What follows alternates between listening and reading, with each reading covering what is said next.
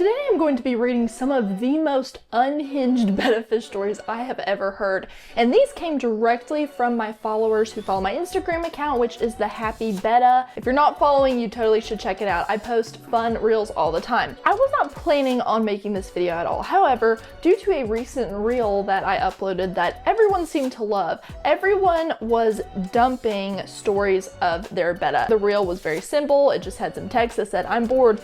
Tell me the most unhinged thing your Betta ever did," because obviously I wanted to know. So here we go. Buckle up. We're going to start, and then we're just gonna read all the way through them. My female hinger tried to eat 2 shrimp at the same time.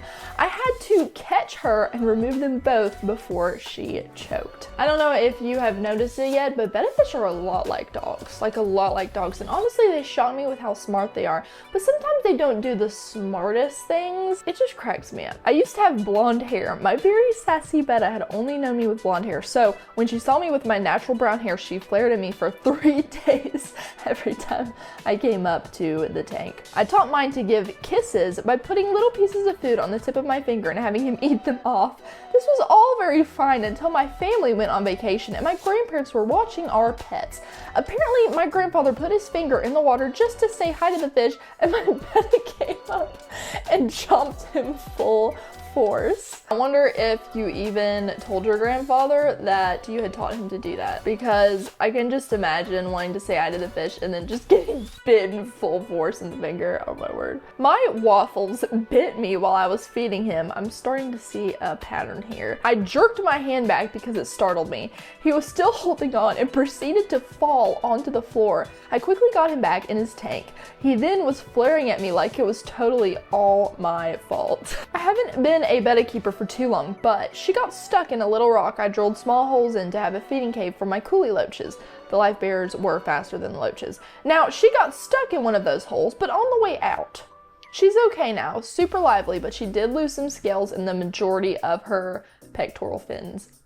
Oops. When you are looking to get things to decorate your Betta tank with, make sure that it doesn't have any small holes. Even if you want to create a place that your Betta couldn't be able to go into because maybe you want something like coolie loaches or smaller fish to go in there, if you keep them in with your Betta will still try to go in there. And odds are he will get stuck, so just make sure you don't have anything in your tank that has small holes that your Betta could get stuck in. Always make sure if there's a hole or an interest or a little space, your Betta will be able to get through them. This one just says 8 rocks. My dad was giving him a water change while I was out of town, and Finn jumped out of his tank and right down the sink drain. And my dad is wearing a suit and was supposed to be at a meeting, but instead he's dismantling the bathroom plumbing, rescuing my fish from the drain. Finn survived and lived another 4 years.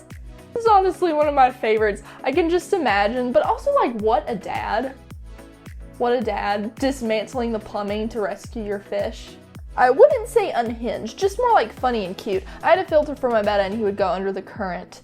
And when I removed the filter, he would swim by where the filter was and act as if he could still feel the water current pushing him down. I noticed this because he would swim in the exact same motion as if he was still under the pressure of the filter. That is actually adorable. Swallowed 3 Rasboras whole. The most unhinged thing my Betta ever did was swallow a whole shrimp, then pooped out the entire shrimp. I thought her guts were falling out and had a giant breakdown before realizing it was a shrimp. I used to draw my tanks with dry erase markers, so my Betta had some things to look at, and he thought he would get trapped in the circles. The first time I put shrimp with Apollo, he caught one, and then proudly swam over to me with his tail hanging out of his mouth. Then he spat it out and split it in half. Now the shrimps are his besties. Someone commented, reading these comments as I'm about to get my first Betta ever this weekend like this. I promise they're not all this mischievous. Honestly, the worst thing my Betta has ever done was Edwin decided one day he was just gonna throw himself over the side of the tank. And now I have never had a Betta do this, never. He was my first. And what had happened is I had just actually topped off the tank that day and I had filled it a little bit too high. And I think he went after a shrimp or a snail or something. So he misjudged how far he was jumping, and he jumped clear out, and I'm just so thankful I was sitting here working, and I just heard a little, and I look over and he's right here just flopping around like this, and I was trying to get him up in my hands, and I plopped him down in there, and he was just sitting there like, I was so glad he was fine though. It freaked me out, but he was okay. Every time I was eating salad, he would flare up, especially salad or apples. He was okay with pasta. That's so funny that your Betta actually shows a preference. Mine does not. He doesn't care what it is. He really does hate my lipstick though. Like I have a chapstick / lipstick. He hates it.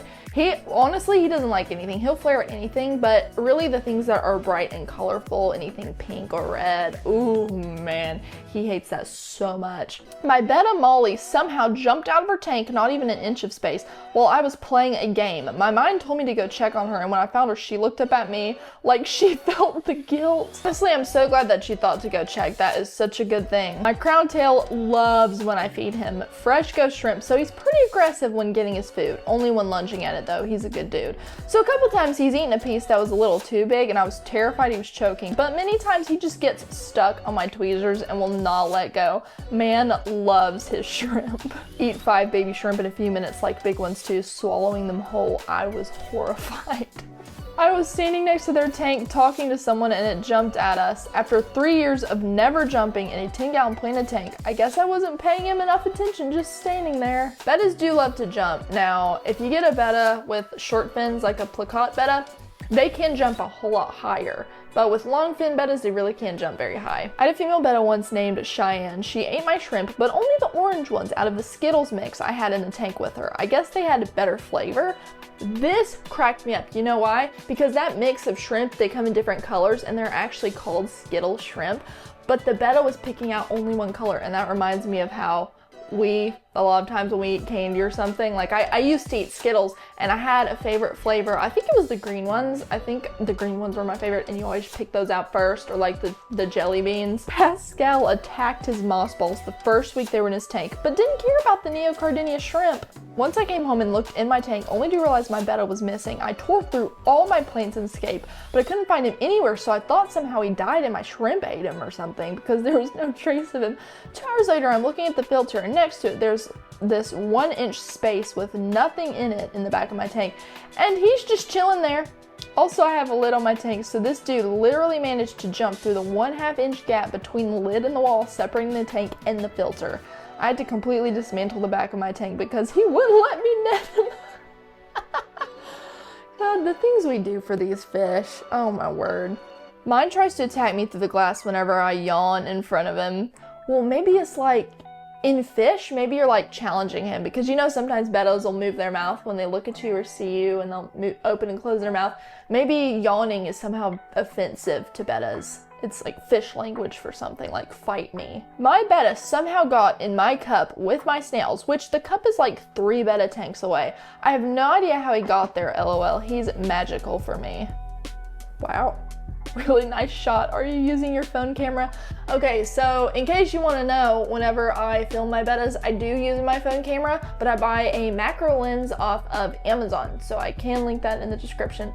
I'm always linking to it because people are always asking me, but I love it. I do get really good shots of my Bettas that way. Squeeze through the tiniest gap in the lid on my tank to flop on the counter. Thankfully alive, but scary. Systematically killed 11 ghost shrimp within hours of bringing them home. Not very unhinged, but he found a nice little bed on top of his log that is secured with suction cups to the side of the tank. I thought he was dead since I'd never seen him resting. Our Betta Toby Keith hunts for snails with no mercy. She hunts them down and sucks them out of their shells, leaving what's left of them to float. It's also important to note she will often miss the ones on the surface of the water. That's funny, I did actually used to have a Betta who did that. He was a king Betta, and I had a bunch of ramshorn snails in there, and there were always shells on the bottom of that tank. And I had black gravel too, so you could see them plain as day, and it was really hard to get them out because they were kind of too heavy for the siphon. That's why I like natural, like a lighter kind of tan color, because you really don't see a whole lot of that stuff. Now, right now it is actually really dirty. I need to clean it really badly, and ironically, I only cleaned it a couple of days ago, so I don't know why it's so dirty again. Actually, I do know. Snails and shrimp poop, and you're not helping either, but you gotta do what you gotta do. Picked up a little food ball and carried it around the aquarium like a golden retriever. Love that. Stared at the shrimp digging and eating diatoms and tried eating too. Spat it out immediately. My female betta killed all my neon tetras by smashing their heads at the glass multiple times.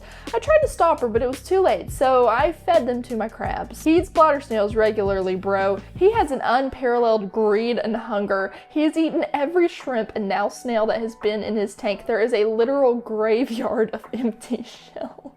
They will do that. That's why if you want to try to keep shrimp in your betta tank, you have to make sure you have some good hiding places, like some rocks they can get under and some plants they can hide under. And that's the only reason the ones I have are still alive right now. Got sucked into the filter and lost fins and then just swam off like it was nothing. An entire adult moon snail overnight proceeded to get so terminally bloated that I had to just put him out of his misery. That's one thing with bettas though, they will not stop eating. So you can't just rely on them to tell you when they're full. You have to just feed them a certain amount and then stop, because they will literally eat themselves to death.